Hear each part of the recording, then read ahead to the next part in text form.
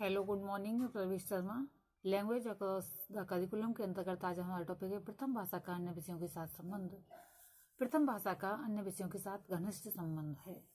आधुनिक शिक्षा का ये दोष एक तरह से कह लीजिए कि पढ़ाई जाने वाले विभिन्न विषयों में किसी भी प्रकार का संबंध स्थापित नहीं किया जाता है। हिंदी भाषा का शिक्षण करते समय इतिहास तथा भूगोल की शिक्षा जो है व्यर्थ समझ ली जाती है। संबंध स्थापित करने का अर्थ है जैसे विद्यालय में पढ़ाए जाने वाले विभिन्न विषयों में परस्पर संबंध यानी कि सह संबंध या समन्वय स्थापित करना। सह संबंध या संबंध के अर्थ को स्पष्ट करने के लिए विभिन्न विद्वानों ने अपने अपने मत प्रतिपादित किए हैं। विभिन्न मत इस प्रकार से हैं। डम्बिल महोदय के अनुसार डम्बिल महोदय ने कहा है कि एक विषय को दूसरे विषय के अधीन करने के सिद्धांत को सामान्यतः समन्वय के नाम से उल्लेखित किया जाता है। तथा बर्नार्ड महोदय ने कहा है कि समन्वय विद्यालय के विषयों को यथासंभव एक दूसरे से संबंधित करने की कोशिश करता है। शाह के अनुसार सानुबंध शिक्षण विद्यार्थी को उसके अनुभवों के स्तर के अनुसार शिक्षा देने के अलावा कुछ भी नहीं है। माध्यमिक शिक्षा आयोग ने इस बारे में अपने विचार प्रस्तुत किए हैं। पाठ्यक्रम में विषयों को एक दूसरे से अलग कर दिया गया है। विभिन्न विषयों में जो पारस्परिक संबंध होता है उसका जरा भी ध्यान नहीं रखा गया है। प्रत्येक विषय को एक दूसरे से अलग करके पढ़ाया जाता है। इस विषय में कहा जा सकता है कि शिक्षण के विभिन्न विषयों का एक दूसरे जो है एक उद्देश्य होने के कारण अलग अलग होते हुए भी एकता रखते हैं। विभिन्न दिशाओं में जाने आने वाली रश्मियां ज्ञान रश्मियां शिक्षा बिंदु पर केंद्रित होती हैं तथा उसके प्रकाश से विद्यार्थी का व्यक्तित्व खिल उठता है। इस कारण से अनेक विषयों में एक पारस्परिक संबंध होता है। प्रथम भाषा का अन्य विषयों के साथ संबंध देखेंगे। इस बारे में हम प्रथम भाषा और विज्ञान में क्या संबंध है। आधुनिक युग विज्ञान का युग है, इसलिए भाषा को पाठ्यपुस्तकों में विज्ञान से संबंधित पाठों को रखना आवश्यक है। वेताल का तार, परमाणु शक्ति तथा अणु शक्ति आदि इस प्रकार के ही पाठ हैं। इसलिए शिक्षक का कर्तव्य है कि वह इन पाठों को पढ़ाने से पहले इनके विषय में पर्याप्त ज्ञान प्राप्त कर ले, क्योंकि अगर भाषा का शिक्षक इन पाठों को पढ़ाता है उसे इस बारे में विज्ञान के बारे में कोई जानकारी नहीं है तो उसे गहराई से जो ज्ञान बच्चों को नहीं दे सकेगा। प्रथम भाषा और इतिहास। अनेक ऐतिहासिक काव्य लिखे गए हैं। झांसी की रानी, मृगनयनी आदि ऐतिहासिक उपन्यास लिखे गए हैं। रक्षाबंधन, अजातशत्रु, चंद्रगुप्त तथा स्कंदगुप्त आदि ऐतिहासिक नाटक हैं। इसलिए ये आवश्यक हो जाता है कि झांसी की रानी नामक कविता का पाठ कराकर विद्यार्थियों को 1857 के ऐतिहासिक महत्व को समझाया जाए तथा चंद्रगुप्त, स्कंदगुप्त आदि नाटकों के माध्यम से विद्यार्थियों को ऐतिहासिक महत्व समझाया जाए। इस संबंध में के छात्र यानी अपने शब्दों में कुछ पंक्तियां कही हैं। साहित्य समाज के भूत, वर्तमान तथा भविष्य तीनों कालों का दर्शन कराता है। हाँ, उन घटनाओं को ज्यों का त्यों अंकित न करके साहित्यकार उसमें अपनी कल्पना के सहारे कुछ नवीन रंग अवश्य भर देता है, परंतु होता वह सत्य ही है। अतः साहित्य में ऐतिहासिक घटनाओं का स्पष्ट दर्शन होता है। नेक्स्ट है प्रथम भाषा और भूगोल। व्यक्ति का जीवन भौगोलिक परिस्थितियों से प्रभावित होता है, इसलिए भाषा का शिक्षण करते समय उसकी उपेक्षा नहीं की जा सकती।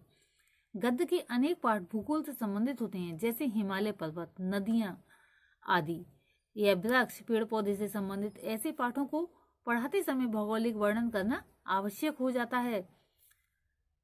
भाषा के शिक्षक को इस प्रकार के स्थलों का उल्लेख प्रभावशाली तथा भावयुक्त शब्दों में करना चाहिए और उसकी भौगोलिक व्याख्या भी करनी चाहिए। भौगोलिक व्याख्या अच्छी प्रकार तभी कर सकता है शिक्षक जब उसे भूगोल के विषय में जानकारी होगी, क्योंकि वृक्ष, फूल, पौधे, नदियां, पर्वत आदि से संबंधित जो पाठ होते हैं फिर इन शब्दों की व्याख्या करना भी अनिवार्य हो जाता है और किस प्रकार के कहाँ वृक्ष पाए जाते हैं ये भी बताना बालकों के लिए बहुत अनिवार्य सा ही हो जाता है। पर्वत किन किन क्षेत्रों में होते हैं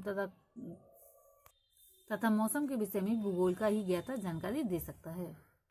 प्रथम भाषा और कला का संबंध। नृत्य कला, चित्रकला तथा संगीत कला से संबंधित पाठ भाषा की पुस्तकों में सम्मिलित किए जा सकते हैं। शिक्षक को इन कलाओं के विषय में यथासंभव जानकारी प्राप्त करनी चाहिए। कविता में वर्णित दृश्य विद्यार्थियों से बनवाए जाने चाहिए। इससे बालकों की जो है स्मरण शक्ति भी तीव्र होती है तथा ज्ञान की भी वृद्धि होती है। प्रथम भाषा का विकास करने के लिए अन्य भाषाओं की अच्छाइयों को सम्मिलित किए जाना आवश्यक है। अन्य भाषाओं में और भाषाएं हो सकती हैं, उनका सहारा लिया जा सकता है तथा अन्य विषय और कौन कौन से हो सकते हैं, जैसे कि नागरिक शास्त्र, राजनीति शास्त्र, कंप्यूटर विज्ञान, संगीत, व्यापार तथा अर्थशास्त्र आदि सब्जेक्ट हो सकते हैं। इन विषयों से भी जो है प्रथम भाषा का संबंध स्थापित करना चाहिए। विभिन्न भाषाओं के महत्वपूर्ण ग्रंथों का अनुवाद प्रथम भाषा में करवाया जाए। इस प्रकार के अनुवादों से प्रथम भाषा के साहित्य भंडार की आसानी से अभिवृद्धि हो सकती है। अंग्रेजी की कविता को पढ़ाते समय उसी से संबंधित हिंदी की कविता को भी पढ़ाया जाए। अन्य शब्दों में अंग्रेजी के शब्दों के अर्थ का ज्ञान कराते समय हिंदी के शब्दों के अर्थ का ज्ञान भी कराया जाना चाहिए। समन्वय या संबंध करते समय ही ये ध्यान रखना चाहिए कि वह स्वाभाविक हो, ऐसा ना हो कि बनावटी हो या उसमें झूठ या अनर्गल बातें भर दी गई हों। उसमें व्यर्थ बातों पर जोर नहीं दिया जाना चाहिए। संबंध विद्यार्थियों के मानसिक स्तर के अनुकूल हो और समन्वय में आवश्यकता से अधिक विषयों का समन्वय न किया जाए या संबंध स्थापित न किया जाए। समन्वय का प्रयोग साधन के रूप में किया जाना चाहिए, न कि साध्य के रूप में। अब हम देखेंगे संबंध के प्रकार। ये दो भागों में विभाजित किया गया है, क्षितिजीय संबंध तथा ऊर्ध्वाधर संबंध। क्षितिजीय संबंध, इसमें विषयों के बीच में संबंध स्थापित किया जाता है। यदि शिक्षक भाषा का शिक्षण कर रहा है तो वह इतिहास तथा भूगोल, विज्ञान आदि विषयों का भी वर्णन करेगा। दूसरे शब्दों में वह अन्य विषयों की सामग्री का प्रयोग भाषा के पाठ को समझाने के लिए करेगा। ऊर्ध्वाधर संबंध, ऊर्ध्वाधर समन्वय या संबंध एक ही प्रकार के विभिन्न उप विषयों में संबंध स्थापित किया जाता है। जिस प्रकार इतिहास और भूगोल आदि को परस्पर संबंधित किया जाता है, उसी प्रकार भाषा का शिक्षण करते समय गद्य के साथ पद के का जो है संबंध स्थापित किया जाता है। ऊर्ध्वाधर समन्वय पाठ को आकर्षक तथा रोचक बनाता है। जैसा कि हमारा आज का टॉपिक है कि प्रथम भाषा का अन्य विषयों के साथ संबंध, तो इसी प्रकार का प्रश्न परीक्षा में पूछ लिया जाता है कि प्रथम भाषा का अन्य विषयों के साथ संबंध स्थापित कीजिए, या फिर प्रथम भाषा का अन्य विषयों के साथ क्या संबंध है, या फिर इसको परिभाषित कीजिए। इस प्रकार के प्रश्न पूछ लिए जाते हैं। अतः कोई भी विषय ऐसा है नहीं जिससे कि भाषा का संबंध ना हो, क्योंकि प्रत्येक विषय में भाषा की सहायता से ही ज्ञान की वृद्धि होती है, ज्ञान का प्रकाश होता है और विषय के प्रति छात्रों की रुचि उत्पन्न होती है। अतः किसी न किसी रूप में भाषा के साथ संबंध अवश्य ही होता है। सभी विषयों का उद्देश्य एक ही होने के कारण अलग अलग होते हुए भी एकता रखते हैं। आज के लिए इतना ही। धन्यवाद।